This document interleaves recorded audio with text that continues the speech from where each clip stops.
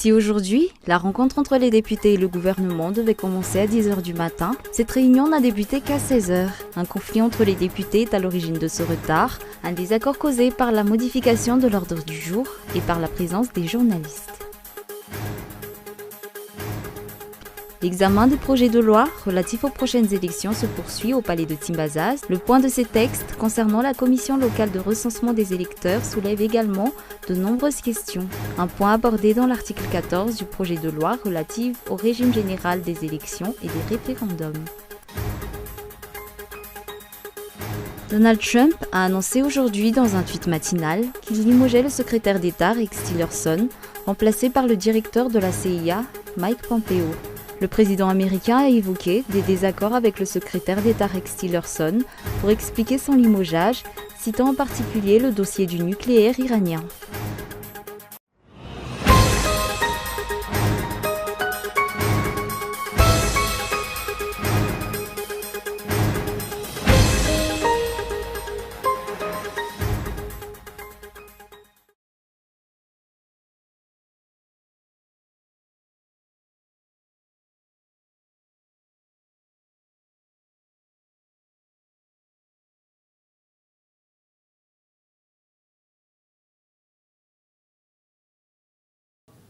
Mesdames, Messieurs, bonsoir et merci d'être avec nous sur Cool TV. Nous ouvrons l'édition du journal ce soir avec l'actualité politique. Si aujourd'hui la rencontre entre les députés et le gouvernement devait commencer à 10h du matin, cette réunion n'a débuté qu'à 16h. Un conflit entre les députés est à l'origine de ce retard, un désaccord causé par une modification de l'ordre du jour et par la présence des journalistes. Les détails en images dans ce reportage de Andra Arson. La modification brusque de l'ordre du jour a engendré un conflit entre les députés au palais de Timbazaz aujourd'hui. Si le Premier ministre et la ministre de la Justice étaient normalement les seuls à avoir été autorisés à assister à cet examen, ce sont tous les membres du gouvernement qui sont venus à cette réunion. Les députés auraient dû se tenir à leur règlement intérieur pour éviter ce problème, d'après le juriste Irla Zimbik. Aujourd'hui, c'est que c'est le gouvernement en entier qui est venu assister à la commission plénière et non seulement le Premier ministre et la ministre de la Justice comme prévu. C'est pourquoi certains députés se sont révoltés car l'ordre du jour est fixé lors de la conférence des présidents. Donc, si cet ordre du jour a été modifié pour que tout le gouvernement puisse assister à cette rencontre, c'est lors d'une conférence des présidents qu'il aurait fallu le modifier. Une nouvelle manœuvre politique afin que les députés votent en faveur de ces projets de loi portant sur l'organisation des prochaines élections serait-elle la raison qui a poussé tous les membres du gouvernement à venir assister à cette réunion aujourd'hui ? Est-ce une sorte de forcing du gouvernement pour adopter ces textes au plus vite, puisque les procédures et les détails jusqu'ici n'ont pas été respectés? Nous avons déjà pu constater que lors de l'élaboration de ces textes, l'avis de la majorité de la population n'a pas été pris en compte. Donc maintenant, il faudrait respecter le droit des députés afin que ces derniers puissent examiner sereinement ces textes et y apporter des modifications si besoin est. Les procédures et les travaux parlementaires devraient être respectés.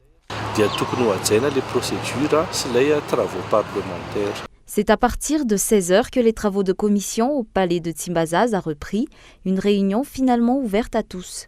Demain, sauf modification à la dernière minute de l'ordre du jour, ce sera au tour de la société civile et du Comité national d'observation des élections d'examiner ces textes avec les membres de la Chambre basse. Comme annoncé précédemment dans les titres, l'examen des projets de loi relatifs aux prochaines élections se poursuit au palais de Timbazaz.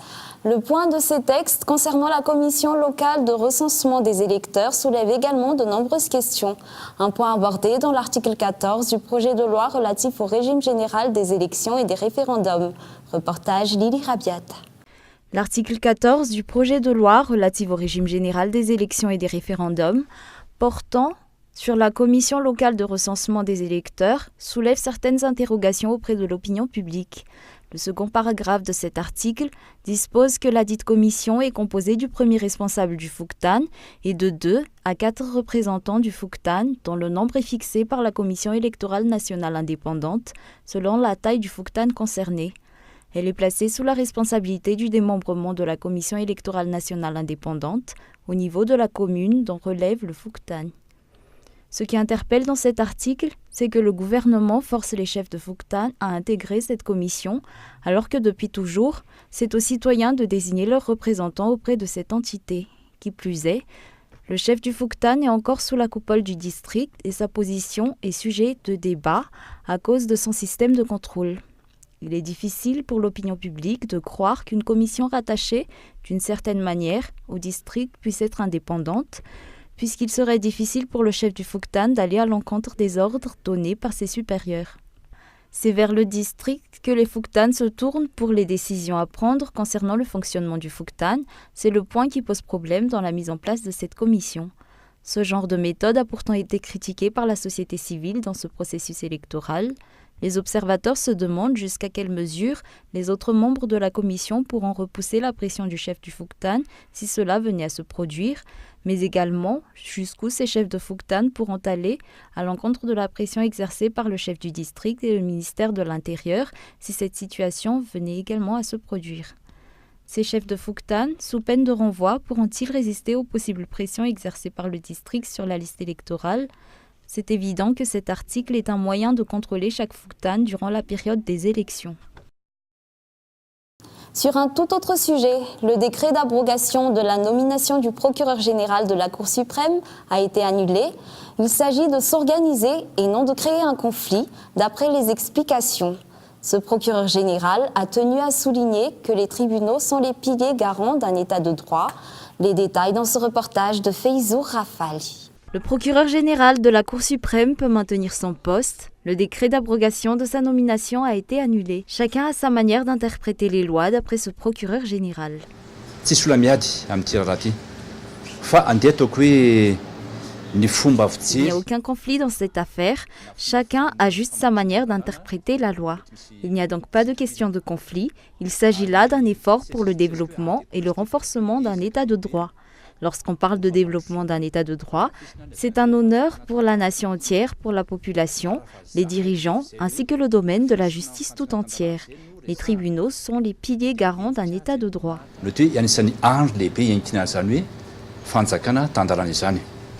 Les tribunaux sont les piliers garants d'un état de droit. Et pourtant, ces 4 dernières années, la justice malgache a fait face à de nombreux problèmes entraînant diverses manifestations et réclamations. Les tribunaux font également face à des problèmes d'indépendance et de pression venant du gouvernement. C'est un arrangement qui a permis d'aboutir à l'annulation de ce décret, mais jusqu'où va cet arrangement et qui sont ceux qui en profitent ? Sur le plan social, l'affaire Houssine Arfa cache beaucoup de non-dits, que ce soit sur le plan politique ou sur le plan diplomatique. Les enquêtes sur cette affaire devraient être poursuivies jusqu'au bout, d'après un politologue. D'autre part, les lois devraient être appliquées sur les personnes impliquées dans cette affaire pour éviter toute répercussion sur la relation franco-malgache. Reportage Muramanch. L'affaire Houssine Arfa atteint actuellement le cercle de la haute politique. C'est une occasion pour les responsables au sein de l'État de revoir et de clarifier les structures et les réglementations de la justice malgache, d'après Uga Johnson, un politologue. Outre cela, la population doit être tenue au courant de toute la vérité sur cette affaire, d'après ses explications. Je crois qu'il y a beaucoup de choses inacceptables. Et aussi, certainement, que dans les institutions, c'est-à-dire les réglementations, les lois et les structures, non seulement de tout ce qui concerne la magistrature, tout ce qui concerne la justice, tout ce qui concerne le pénitentiaire, il y a des choses qui ne marchent pas. Je crois c'est le moment de clarifier un peu toutes ces institutions, toutes les lois et les réglementations au sein de ces institutions, et puis faire connaître aux Malgaches vraiment quelle est vraiment la vérité concernant cette affaire. D'autre part, cette affaire risque de porter préjudice à la relation entre l'État français et l'État malgache, toujours d'après ce spécialiste en sciences politiques. C'est la honte pour tous les Malgaches d'avoir des institutions incapables de gérer une telle situation, et aussi puisque c'est une affaire de haute politique, ça peut nuire donc aux relations franco-malgaches au cas où il y a des maladresses de part et d'autre dans cette situation. C'est le devoir de celui qui est au pouvoir actuellement et de celui qui va prendre le pouvoir l'année prochaine de faire tout ce qui est clarification autour de ce sujet et que les peines soient données à toutes les personnes qui sont responsables de cela, que ce soit le gouvernement français, que ce soit le gouvernement malgache. Le verdict du procès de Houssine Arfa devrait être prononcé le 13 avril prochain. À part le procès en cours contre ce fugitif à Madagascar, ce ressortissant français a également déposé une plainte auprès de la justice française, une plainte contre la ministre de la Justice malgache et des conseillers du président Eradona Mampian. Et avant de passer aux actualités à l'international, Nirlan Tondiamaaz, ancien ministre de l'eau durant la période transitoire, est décédé aujourd'hui vers 1h du matin. À l'époque où l'ancien président de la transition était maire de la commune urbaine d'Antananarive, Nirlan Tondiamaaz occupait le poste de premier adjoint au maire. Il a également déjà été placé au poste de coordonnateur général du régime transitoire. Toute l'équipe de Cool TV présente ses sincères condoléances aux familles du défunt. Passons maintenant aux nouvelles à l'international. Aux États-Unis, Donald Trump a annoncé aujourd'hui, dans un tweet matinal, qu'il limogeait le secrétaire d'État Rex Tillerson, remplacé par le directeur de la CIA Mike Pompeo. Le président américain a évoqué des désaccords avec le secrétaire d'État Rex Tillerson pour expliquer son limogeage, citant en particulier le dossier du nucléaire iranien. Gina Haspel devient alors la première femme nommée à la tête de la CIA. Sur un tout autre sujet, les États-Unis ont déposé lundi à l'ONU, au 23e jour d'un assaut ravageur sur la Ghouta, une nouvelle résolution pour un cessez-le-feu immédiat en dénonçant l'attitude de Moscou et Damas qui n'ont jamais eu l'intention d'appliquer une trêve. Les mêmes images depuis plus de 3 semaines. Les bombes du régime syrien continuent de s'abattre sur la Ghouta orientale. À chaque accalmie, les habitants tentent une sortie des abris où ils sont terrés. Ici à Douma, la plus grande ville de la région, ils errent à la recherche de nourriture. Les ONG parlent d'une situation catastrophique. Le secrétaire général de l'ONU continue de réclamer un accès humanitaire immédiat et appelle tous les États à respecter la trêve exigée il y a 15 jours par le Conseil de sécurité. Il devrait être possible de mettre fin aux hostilités.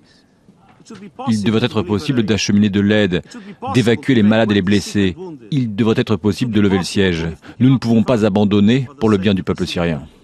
La France a, elle, demandé à Moscou de faire arrêter le bain de sang par la voix de son ambassadeur à l'ONU.